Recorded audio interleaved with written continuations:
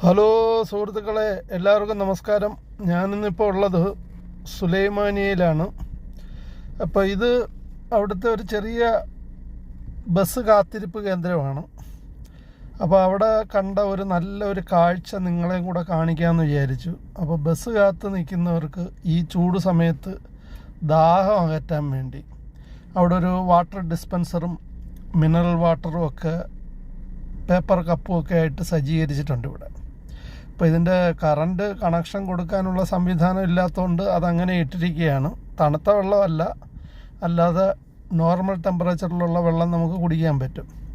അപ്പോൾ ഇതിൽ കറണ്ട് സംവിധാനം ഉണ്ടെങ്കിൽ ചൂടുവെള്ളം വേണ്ടവർക്ക് ചൂടും കിട്ടുമായിരുന്നു. പക്ഷെ അങ്ങനെ ഒരു സംവിധാനം ഇല്ല. ഇപ്പോൾ നല്ല ചൂട് കാലമാണല്ലോ.